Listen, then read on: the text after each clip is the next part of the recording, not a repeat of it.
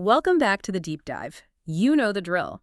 We take a stack of challenging, insightful research and we distill it into the knowledge you need right now. And today we're going somewhere really interesting. We're looking at a band from Korea called Sanullim. A legendary name, Yeah, but maybe not one everyone immediately knows, especially compared to, the K-pop giants of today. right, which is exactly why this is so fascinating. They're foundational, the origin point for so much of modern Korean rock. And our mission for this deep dive is, well, it's twofold. First, we're going to establish just how monumental they were, true pioneers in the 1970s. A huge deal. But second, and this is the part that's really exciting for you listening, we're going to use our sources to show why their music is, and this is a big claim, maybe the single best tool for improving your Korean. It's a really compelling argument, especially if you're a beginner or kind of hitting that intermediate wall. So before we jump in, that name, Sanullim, what does it mean? It literally translates to mountain echo. And that name, it's like a philosophical roadmap right from the start. It's all about nature, purity, simplicity. An echo, something that resonates. Exactly. And those themes are absolutely central to their music and their lyrics. Okay, so the sources we've got here are a real mix. There's some high-level academic analysis of music history, some biographical stuff, but also these super practical guides for language learners. And they all keep coming back to this one idea, this phrase, simple but poetic.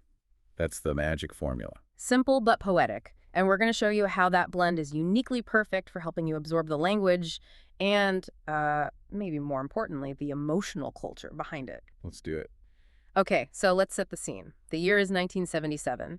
Sanullim is formed by three brothers, with Kim Changan as the leader, the main creative force. And you can't understand their impact unless you understand what Korean music sounded like back then. Right, the context. What was on the radio in the 70s and 80s? It was. Well, it was culturally conservative, very stylistically rigid. You had two main things dominating everything, traditional ballads and, crucially, trot. Can you just quickly define trot for anyone who isn't familiar? Sure.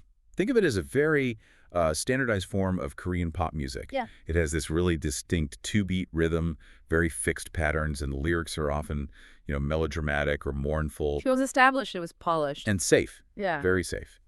And then Sanullim appears, and they didn't just bend the rules. They sounded like they'd never even read the rule book. The sources really emphasized that it wasn't just a deviation. It felt like a complete rejection of everything that was popular. They completely smashed the playbook. They introduced this sound that critics at the time didn't even know what to call. Eventually, they landed on psychic folk. Psychic folk. That's a fascinating term. What does that even mean?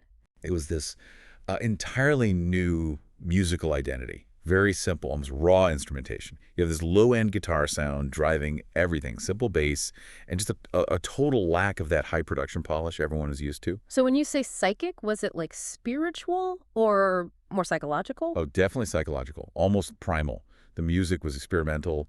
Sometimes it was intentionally dissonant, a little jarring. Unpredictable. Totally. The sources describe it as this blend of childlike theology mixed with psychological tension. Wow, okay.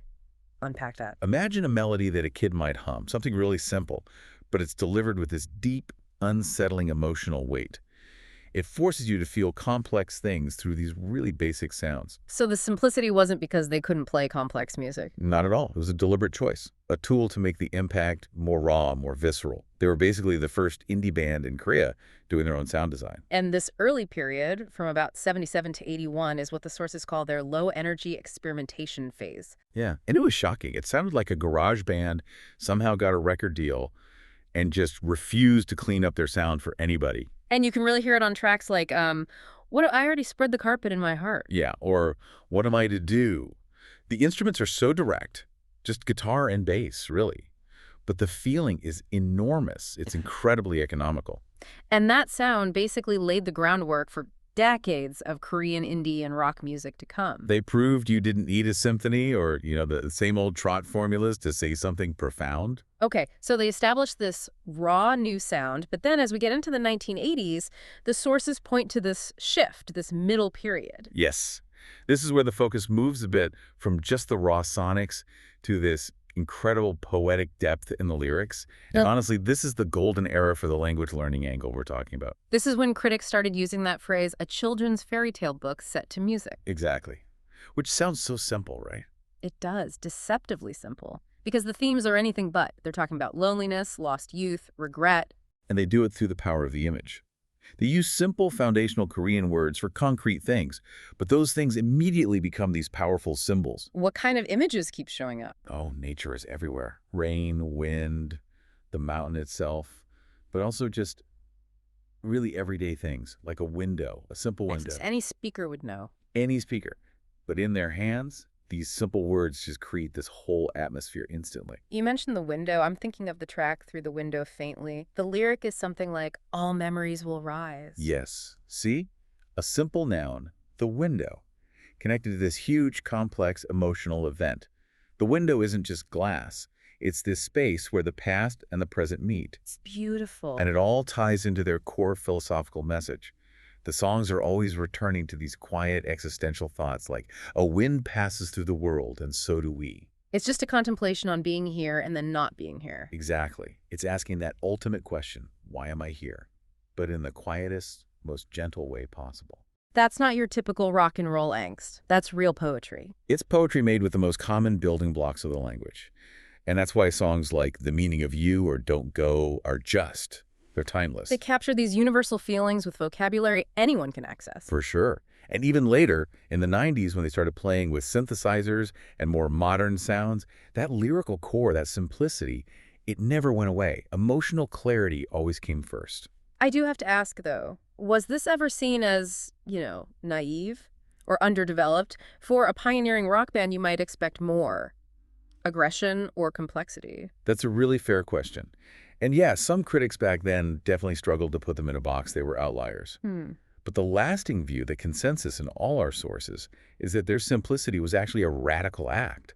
It was refinement. It was subtraction designed to make the emotion louder, not to hide a lack of chops. Refinement versus a lack of complexity, that's a crucial distinction. It's everything. Okay, let's pivot now. Because that refinement, that clarity is exactly why we're talking about Sanullim as this ultimate language learning tool today. Why does this work so well? Right. This is the really practical takeaway for you. If you're learning Korean and you feel stuck, Sanullim's music solves so many of the problems you run into with modern media. Like trying to follow the lyrics in a fast K-pop song, it feels like an impossible task sometimes. That is the perfect contrast. Modern K-pop is brilliant, but it's dense. You got layered vocals, complex rhythms, super fast rap verses, a lot of slang. It can be tough even for native speakers to catch everything on the first listen. So what does Sanullim give you instead? Clarity. Simple, beautiful clarity. The sources hit this point again and again. First, the lyrics are clean. The grammar is foundational. You are learning the core building blocks of the language. Okay. Second, and this is so important, Kim Changan's pronunciation is just crystal clear, deliberate, and header. It's not fast. Ah, so the pacing is key. The pacing is perfect for training your ear. You can actually hear the shape of the words and the structure of the sentences. You're absorbing the natural rhythm of Korean speech. And the vocabulary itself is manageable. It's exactly the vocabulary you need. Common nouns, essential verbs, simple adjectives. You're building a foundation that you can use in 90% of conversations instead of, niche slang that might be out of date in 6 months. So you're getting it all at once, the grammar, pronunciation, vocab, and the emotional culture. It's like immersion through nostalgia. And the sources actually lay out a whole step-by-step method for how to do this. Okay, walk us through it. What's the process? All right, step 1. This is the hardest part, but you have to do it. Listen to a song, no subtitles, no lyrics in front of you. Just listen. Just listen. The goal here is to build intuition. Feel the emotion, hear the rhythm. Don't stress about understanding every word. Just let the sound wash over you. Building that muscle memory for the sound itself. Exactly. Then, step 2, now you bring in the text. Read the lyrics. Use YouTube captions. Find a translation, whatever you need. Figure out what the words mean and how the grammar works. So now you're connecting the sounds you heard with actual meaning. Right. And then you get to step 3, which is where the magic happens. The final step. You listen again. But now you know what's being said. You understand the poetry. And you link the sound from step 1 with the comprehension from step 2. And that repetition must drill it in. It transforms it. It goes from being just words you memorize to a feeling you understand. You start to get the heart of Korean expression, not just the mechanics. That makes so much sense. We can't finish this without talking more about Kim Changan himself, though. He's so much more than just the voice of the band. Oh, he's a true cultural institution, Hmm. a Renaissance man, really. He's not just a composer and a singer. He's a celebrated actor, a beloved broadcaster. His influence is everywhere. I've seen him in some dramas. He was in My Mister and Coffee Queen. Yes. And the sources point out that his acting has the exact same quality as his music. That quiet depth. That gentle vulnerability mixed with a sort of philosophical weight. He never plays the loud, bombastic guy. He's always the thoughtful one, the one with a complex inner world. And what about his broadcasting career? That seems to have made him a household name in a totally different way. For years and years, he hosted a really famous NBC radio show called Morning Window. A morning show. Yeah, and his style was just like his music. Gentle, thoughtful commentary on everyday life. He used simple language to talk about deep things, and he was just this source of comfort for millions of people starting their day. It all comes back to that same core, doesn't it? The power of simple, direct language to convey pure emotion and connect people. That's the magic of Sanullim. They provided this kind of emotional baseline for modern Korean culture. And their warm words are still helping learners today absorb not just the language, but the heartbeat of the culture itself. So that brings us to the end of this deep dive. We've gone from Sanullim's shocking debut in the 70s, this psychic folk that changed everything, all the way to their legacy today as this incredible tool for language learners. Their genius was always in that simple but deeply profound style. So let's leave you with a final provocative thought. Sanullim, decades ago, intentionally created a raw, experimental sound by stripping everything back to simple instruments and raw emotion. Right. And today, so much of commercial K-pop is about the exact opposite. It's about complex, high-speed production, layered arrangements, flawless choreography. So here's the question.